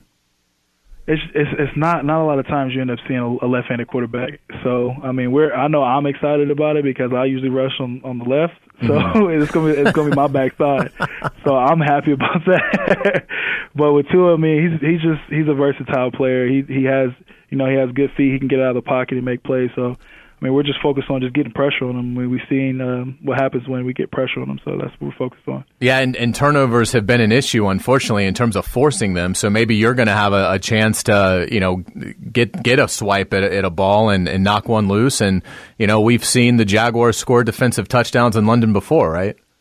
Right, yeah. We've seen it back in, 2017 where we blew out Baltimore. I mean, I feel like that's our home. I mean, whenever we go out there, we usually ball out, so – I mean, due to him being a left-handed guy, that's what I'm looking for, a sack fumble this week. So let's talk about the experience of going to London and the differences this year. You guys didn't go last year because of the pandemic, so a lot of guys on this team, because it is such a young roster, haven't gone. What kind of advice do you give them, DeJuan, as a guy that's played 3 games over in London? Don't sleep. Yeah. You have to get used to the time zone. I mean, when you first get there, you can't sleep. So, I mean, that's been my advice. Just focus on just getting on the time and, just getting your, don't sleep the first day and sleep the next day and just make sure that you're, focused and it's really just a mental game at the end of the day. I mean, whoever gets prepared and whoever's able to be fully rested by Sunday is the one that's going to win. And that process kind of begins as soon as you get on the plane to go over, because isn't there an emphasis on try and sleep on the plane if you can, as much as you can? Yeah, because right when we touch down, we have to go straight to practice. So it's an 8-hour flight. So as long as people are actually sleeping on the plane and getting their rest, we'll be fine. DeJuan, what was that process like for you from the first time you went over to play a game in London to the third? What did it get easier the more you went? It definitely did. Your body gets used to it. You just figure out different techniques and stuff like that to just get your rest, and honestly, to pass by the time too. We're there for so long. The first 2 years, I tried to bring my Xbox, and the voltage blew it up. So, oh wow! I did learn in the last 2 years to bring a power converter and be able to pass a little bit of that time. Yeah, absolutely. Wanted to ask you about a couple of the young guys, one on offense, one on defense. But let's start with K'Lavon Chaisson. It seems like he's starting to figure some things out in his second year. What kind of growth have you seen out of K'Lavon Chaisson? I mean, we've seen huge growth. His hands are looking a lot better. He's honing in on his craft, and he's doing what works for him more than anything. And it was huge. I mean, he should have had 2 sacks this past game, but he had a sack last game, and we're just all happy for him. He's coming along. Yeah, absolutely. And then I wanted to ask you about Trevor. I know it's they're on the other side, they're on the offensive side of the ball, but just from your experience since he arrived is the top pick, what's been your initial impression of Trevor? How has that grown, and what kind of a player do you think Trevor Lawrence can be for this franchise? I think he's going to be a great player. I mean, as you see his stats, I mean, he's throwing over 200 yards a game. I mean, and a couple of touchdowns a game. I mean, we see the success that he will have. I feel like him just being young and seeing things different. The turnovers will also go down as the games go on. So I feel like he's going to be an unbelievable player and be here in Jacksonville for a very long time. Yeah, DeJuan, I know you're a big technology guy. Can you give us something that is a gadget that you like that's out right now, or something that is getting ready to come out that you're excited about? Give us what's going on in the world of technology, according to DeJuan Smoot. I mean, I know for me, I'm big into computers. So okay. I did just buy this new laptop. It's called the Asus. It's a Firus G. I think it's like 14. Yeah, the G14 is like. It has like a 3080 Ti graphics card and all that. It's top of the line. I don't know if you know anything about it. I don't, but I guarantee you we'll have listeners that find that interesting. What do you most look forward to doing with that? I mean, for me, I'm a gamer, so okay. I game a lot, and also like editing and stuff like that, like with my videos and stuff like that. Just dibbling and dabbling on technology a little bit. I also like talking to you about nutrition, because that was such a big part when you entered the league. Can you, for new Jaguar fans, give the listeners a sense of the nutrition kind of plan that you came into the league with, and how that sort of evolved? When I first came into the league, my nutrition plan was, I mean, it was heavily dependent on like what me and my wife were doing at the time. So that's why I ended up being vegan, at first for a first year, and like it cleaned out my system. It did unbelievable things for me, and I feel like once I was able to get back and I lost a lot of that fat, and I was able to build a lot more muscle. It helped. And like now my nutrition plan is whatever my chef cooks me at this point. So he works closely with the nutritionist now, and they just get everything prepared for me now. That is awesome. Well, DeJuan, thank you so much for your time. Certainly congratulations on the arrival of your baby girl. Best wishes on everything, and certainly hope that you guys have a successful trip over there to London to play the Dolphins. We certainly appreciate your time, DeJuan. Thank you so much. All right. Thank you. It's a couple things. First off, massive credit to DeJuan Smoot for having the baby come during the bye week. I mean, that's you want to talk about a pro, that's a pro. And then the other thing is, it's interesting about Tua being left-handed, because you're right, you don't see that a lot. And for a player like DeJuan Smoot, now it's a little different as a pass rusher. Maybe he can make a play that, he gets the ball off of Tua. There goes Chaisson for a touchdown, or Josh Allen, somebody like that, and that's the kind of play, when they get their first win, that's the kind of play that they're going to have be the springboard play. That when the defense makes a huge splash play like that, their chances of victory will go from 40% to 75%. You're absolutely right. It was also really interesting to hear him talk about the technology, the new laptop and all that stuff. I have no idea what he was saying. Yeah, I could have told you all that. I mean, you've got 3 of those. Yeah, I do. Once DeJuan covered it for me, there's no point in repeating everything he said, but I could have handled it. He might as well have been talking about private planes for all I know. When we come back, we'll get it back to college football. The State Farm College Football Report is next, so stay with us. It's the State Farm College Football Report with Pat Dooley on the Gators, Tom Block on the Noles, and Joe Zagacki on the Canes. Brought to you by your area State Farm agent. All right, let's get right to it. We'll start with Gator football. Pat Dooley joined us. His report brought to you by State Farm agents Ron McCann, Mike Tozzle, Kathy Scott, and Jim Register. Here come the Gators. They head to Baton Rouge. An interesting game, Pat, in that LSU's got all kind of problems. Orgeron's on the hot seat. Gators are a double-digit favorite. But why doesn't it ever feel like that one's going to be easy for Florida? It sounds just like last year's game, doesn't it? Yeah. Maybe we'll get morning fog instead of night fog for this game. But yeah, no, I would hope that Florida can take that game last year as a good example of if you're not 100% ready to play and focus, you can find a way to lose when a team's down. I mean, that LSU team was down in the high 50s, the number of players that they could even bring here. They brought walk-ons here to Florida. They were starting a quarterback that, we didn't know if he could play or not, Max Johnson, and they won that game. Florida made a bunch of bad plays, and somebody threw a shoe, and next thing you know, they lost. So they better be ready to go for this game. But the things that are happening at LSU, it's just amazing. I can't, and again, I'm not there, Frank. I don't cover that team. I'm not around them. But it sure feels like maybe a lot of guys are going, I'm hurt. I'm opting out. I'm getting out of here because you lose both cornerbacks for the year. You lose your best receiver for the year. You got a bunch of other players that are out. It's amazing. Well, and Pat, that's what I was going to ask you because until we see what the new SEC schedule looks like with the addition of Oklahoma and Texas, we have to assume that Florida and LSU are still going to play every year. So that is going to remain. It's not a huge rivalry necessarily, but it's a major program that you play every year. Florida can kind of deliver a knockout blow potentially to the Orgeron administration, correct? And possibly set LSU back. I mean, this right there, doesn't that make this a must-win for Florida in terms of the damage you could do to an opponent that you see every year? Yeah, but then you worry about them hiring a good coach.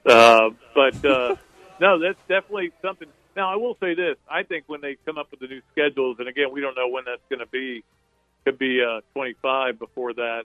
I don't think Florida and LSU will be every year. They could be. They could still work it out there. But if they go to that pod system, they could play them every once in a while, but not all the time. But it has been it's become a weird rivalry, and you're right. Well, but I mean, the funny thing about it, Hayes, yeah, they need to give them that knockout punch. They seem to beat them. They've lost 2 in a row to them. They've lost 8 out of the last 11 to them. I mean, this was a series that Florida owned under Steve Spurrier. Steve Spurrier, this is a great stat for you. He went 14-1 against them because he beat them 3 times a player. So, I mean, wow, how about that? And Florida's got like a 2-game advantage, and it's mostly because of Spurrier. Pat, what's the buzz in Gainesville about the Emory Jones-Anthony Richardson situation? Here in Jacksonville, a lot of people feel like AR-15 maybe isn't healthy, but he needs to play more. What is it down there? No, I think there's just a lot of fear that with this transfer portal that something's going to happen. I don't think it will. I think this is something where one of the quarterbacks will be gone next year, and we'll just wait and see which one it is. I would think it would be Emory Jones. He'll probably decide to try to turn pro, even though he hasn't had a great year. But they're both not going to be here next year. And I think that's what most people are talking about. Is it time to kind of get Anthony Richardson ready for next year? But I don't think it is yet. I think this game and Georgia, you got to play these games with everything you have, and then maybe you do that afterwards. When you're playing Missouri and some other teams. And that's the way it seems like it's looking, Pat. I agree with you. I think Dan Mullen has put a stick in the ground, and at least for now, Emory Jones is his quarterback. Pat Dooley checking in, talking Gator football with us. Thank you, Pat. All right, see you guys. Great. All right, let's head to Tallahassee and say hello to Tom Block.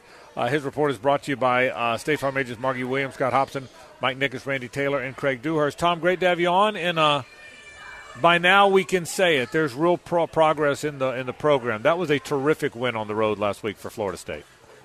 Yeah, it really was, and I don't want to say it came out of nowhere because I think inside the program they wouldn't say that, but externally I don't know a lot of people that were picking FSU as 18-point underdogs to do that. And what was refreshing about that game, and I know I've seen about all the games they've played over many, many years at this point, but certainly in the last several, Frank, there haven't been many on the road or many in general where you get to the fourth quarter and Florida State's controlling the game.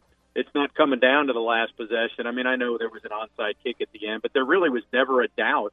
And it's been a while since we could say that at a Florida State football game. So that was a nice step forward. Jordan Travis was certainly tremendous in that game.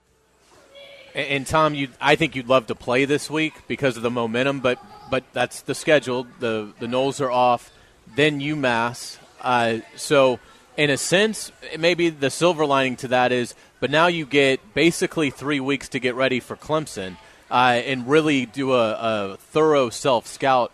Has Mike Norvell talked about how they're going to approach the bye week, what they want to get accomplished, and sort of just where they are right now in their development this season?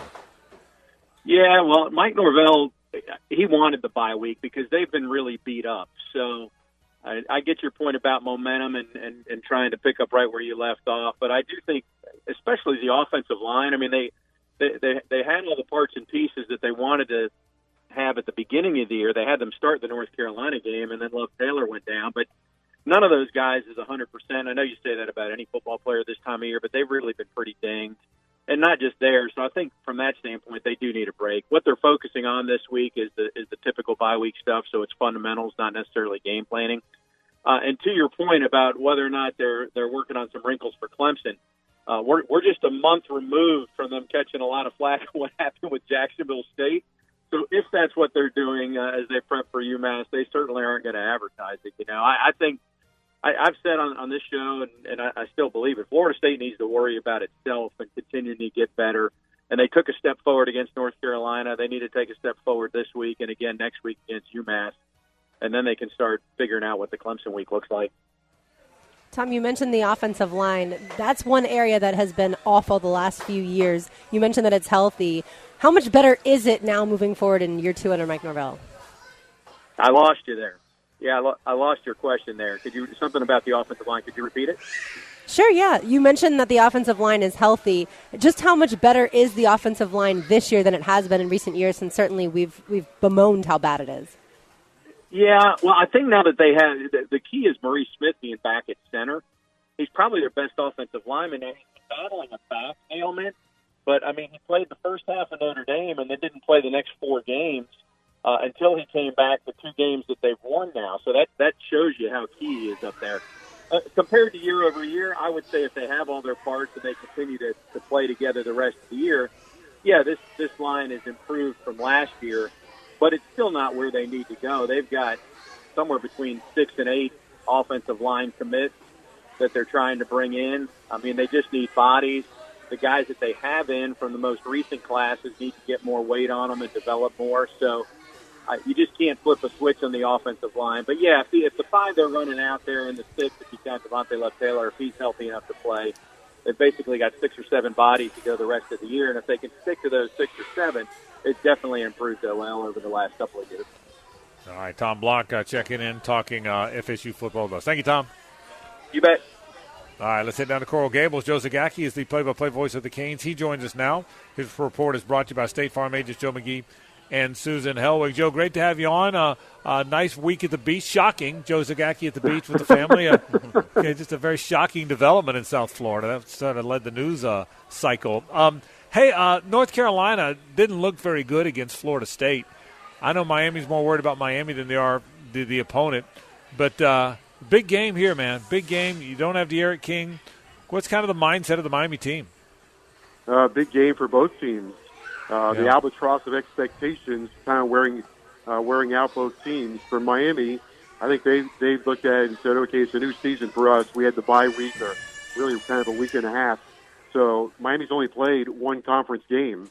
They still have these division games in front of them of Carolina and Pittsburgh, teams that are in the same division. So they played only 1 game. They're looking at it as a new season. They got a new quarterback, got some players back on defense. Kind of trying to renew their goals and all those things. Went back to more tackling drills, reset their goals. So we'll see if any of that stuff works on Saturday against Carolina. Joe, how is Miami's run defense looking going into this challenge against North Carolina? Their run defense has been hot and cold, I think, this year. I think, at times they've made improvements where they're able to get penetration, make some plays. They're giving up 135 yards a game on the ground. I do think they've shown some improvement in terms of being in the right spot, but what they have not done, everybody knows, their tackling has not been 5-star tackling. Now, some of that is they've gone up against some pretty darn good running backs this year that have made other teams look really bad. Nonetheless, that's got to be Miami's responsibility. They've got to be a better tackling team. Carolina running the football is not the same as a year ago. They have Ty Chandler and DJ Jones in the backfield. Sam Howell is running the ball a lot more. I mean, a lot more, to the point where I think it's kind of getting dangerous for him. I think you're starting to see him slide a little bit more.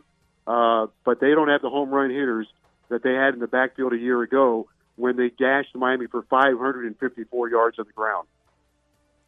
Joe, how good is Tyler Van Dyke going to be once he settles in a little bit?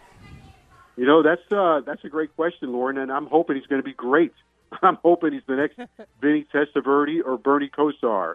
And I've always said when it comes to quarterback play, I like my quarterbacks big. I like my quarterbacks that like T-bone steaks and mashed potatoes. And that's Tyler Van Dyke.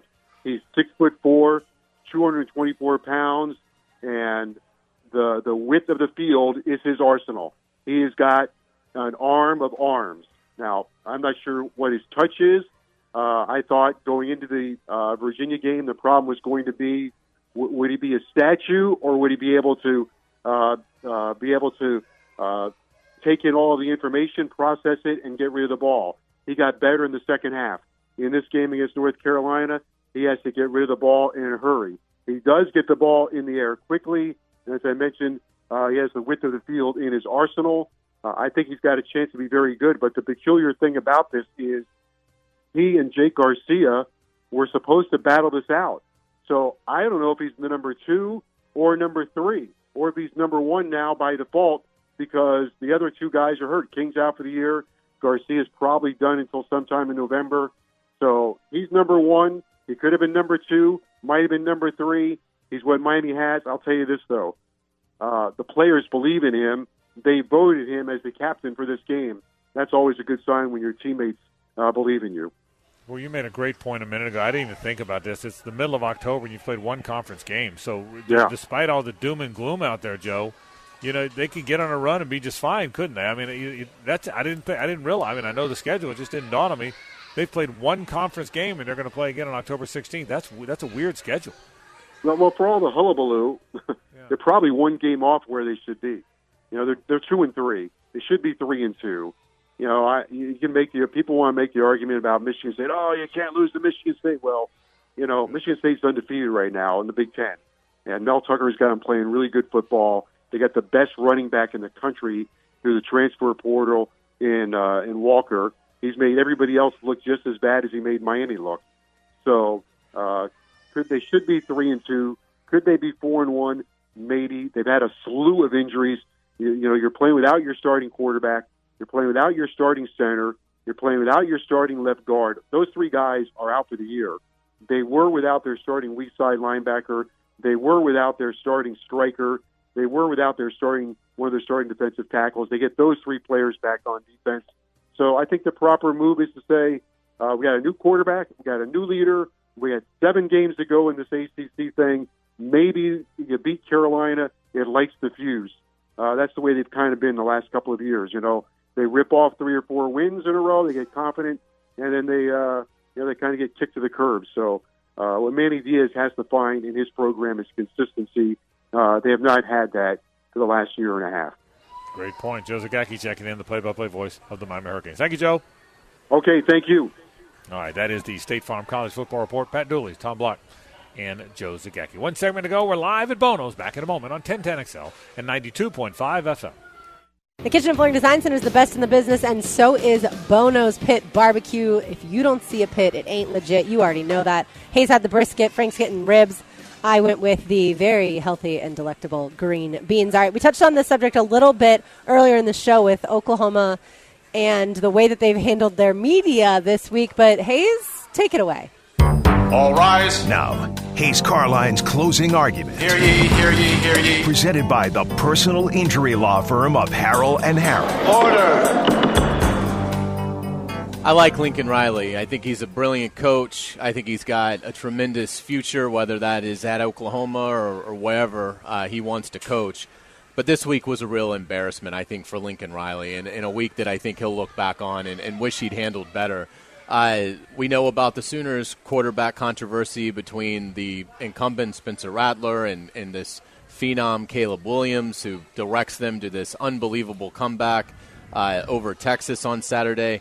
Well, an enterprising journalist for the Oklahoma Student newspaper went and got into the tallest building near the practice facility that they could get into and watched practice, which is brilliant. And I commend the reporter for doing it. And in that, reporting, unearthed that Caleb Williams, not Spencer Rattler, is taking the first-team reps. Well, Lincoln Riley didn't like that. So he canceled all media availability for the Oklahoma football program. And that's ridiculous. That's a ridiculous way to handle it. And I would like to think that Lincoln Riley in the future can handle these things a little bit better.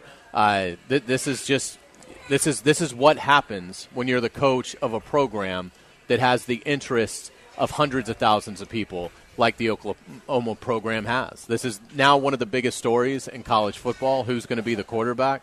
Spencer Rattler's having a fall unlike anything that we've seen in terms of a preseason Heisman favorite that doesn't involve an injury. Fascinating times in Norman, Oklahoma. I think Lincoln Riley is a good coach. I think he handled this incredibly poorly. Yeah, I think he did too. And, Lincoln Riley really should have thought that student deserves like a full-time job, whether it's here at the school and working for the actual Sooners football team, or whether it's getting a promotion at the newspaper where he works or the journalism department where he works. I think Lincoln Riley has succumbed to what a lot of college football coaches have recently, and that is paranoia. And by the way, Spencer Rattler, I don't even think he was at practice yesterday, and then his dad had to come out and talk to the newspaper and say, oh, he's planning on coming back and this and that. Where are you going tonight? I am going to Friendship Fountain, and then boarding the St. Johns River taxi. Yeah. And then for an hour and a half going along the St. Johns River and learning about some of the scariest places in Jacksonville. And there are actors, I assume, on board, but they also could be coming out of the water from the 13th floor. That's a Halloween horror place. And so, yeah, they are going to make it a spooky evening, a haunted evening. How about that? Yeah. I think it'd be cool if there was like a big alligator that they had that came out of the water. Yeah. And a real one? Yeah. Well, no. Like, you No, you are trying to kill me then. I think it would be cooler if it was a real one. That would be cool. Like crawl into the boat and then see people scream. Right. You want horror? Yeah, you got your money's worth. If you're looking for horror, right. Drop about a 7-footer in that bad boy and see. There's your horror. Yeah. So back in the day, going to like Halloween Horror Nights at Universal and stuff like that stuff always was really, really scary. And one time I remember we went with my mom, my brother and I went with my mom to a haunted horror house, and she was so scared on the way out. She lost a shoe, and I was like, you lost your shoe? She was like, I don't care. Go. And we left the shoe back behind us. She was like, I just get to the car. So, hopefully this is not that scary. I absolutely scare easily, yes. So like, someone could walk up behind me right now, touch me on the shoulder, and I'd scream. Yeah. So, yes, it's going to be an interesting evening. I'd like to have video of that, so we've got to get aboard that ship. But it's not. You're not in any real danger. There's not real ghosts. Are there real ghosts? Or there's possibility of real ghosts. I hope so. Casper seems friendly, but there are some of those places you go to where you have to sign a waiver. Yeah, that's when you know you're actually like potentially going to be touched by a chainsaw, even if it's fake. Yeah, it's my fear. I hope I don't have to sign a waiver. My fear is if you're in one of these like haunted houses, if you bounce into the wall. My fear is on the water taxi. You could wind up, if you jump when you get scared, you could wind up in the river. Now, the river, the wall's better than the river. Wouldn't you agree with that? I would agree with that. This is Could you wind up in the river, is my question. I hope that logistically this has been thought through. Yeah. Well, and so I'm just really interested to see how they conduct it. It's called Dead in the Water, and so are there actually going to be like creatures coming up out of the water trying to scare us, or is it just going to be stuff on board? I have no idea. It's the only night that they're doing this. So, it's a one-nighter. It's a one-night thing. This is it. How many people on the boat? Well, it's a 100-person boat, but I have no idea how many people have signed up. It could be just me and my 2 friends on the boat, but it should be interesting. I'm very intrigued. The water taxi holds 100 people? Yes. I didn't know that. Did you know that? I did not. Jason Voorhees came out of the water. Yeah, I'm telling you, this could be dangerous. It could be. This could be dangerous. If I don't make the show tomorrow, think of me. Yeah, I will. So how about that? So, by the way, what do you and Hacker keep talking about? Halloween Kills. What is that? Comes out tomorrow. Is it a movie? It's a movie. It's the 39th Michael Myers film. Okay. Is it really 39? No, but it's a bunch. Right. It's got to be 14. Okay. Right. The original came out in 1978. It's a with horror Jamie Lee classic. Curtis. With That's Jamie Halloween. Lee Curtis. Yeah. That's Halloween. Yes. Okay. With Michael Myers, the mask. But she's back? So she's back. This is, I think, the 6th time she's played this character. Okay. Which is pretty impressive when you consider that this guy kills like 20 guys every film. Right. Yeah. Doesn't kill her, though. Doesn't kill her, and we'll see if Jamie Lee survives. My guess is she will, because we know how these big movies are made now. This is all part of a Halloween trilogy. So this is the second movie in this new reimagining of Halloween. There's a movie coming out next year. That's right, because a few years ago one came out already, right? That's correct. Okay, and next year, Halloween Ends comes out. Wow. So this is Halloween Kills, the second movie. Halloween Ends will be out next year. Doesn't Star Wars have a trilogy, too? It has multiple trilogies. Could they get together? They could. That would be. You want to talk about having my money? Luke Skywalker versus Michael Myers. That's what I'm talking about. That would be fantastic. That would be. You're right. It is amazing that Jamie Lee Curtis is in it. What was the first of this trilogy? The first of this trilogy was simply called Halloween, and it came out in 2018. Okay, so there are 3 different films that are all called Halloween. There's the John Carpenter original, there's the Rob Zombie Disaster, and there was this one that came out in 2018. And interestingly enough, the comic, Danny McBride, is part of the team. He did like Eastbound and Down, and you know him. If he is part of the creative team behind this current Halloween trilogy. Are you going to watch it? I am. It's streaming on Peacock. Okay. So I am not going to go to the theater. I am going to, because I can't find anybody that really wants to see it other than me. So I am going to watch it with you? She's not into the horror thing at all. Yeah, so she has no interest. Are you My kids an are way all too horror young. movie person? Like, have you seen Amityville? And I've seen a lot of them, but I'm not a horror. Like you're nut. But I've seen almost all the Halloweens for the most like part. The Exorcist. So I've seen The Exorcist. Okay. To me, that's the scariest movie of all time. Yeah. Okay. So the kids are not interested. I mean, kids are too young. Jean's not interested. Correct. So you're by yourself. Right. You're not going to get together with Hacker. I'm not, but that would be a slice of heaven. That'd be phenomenal.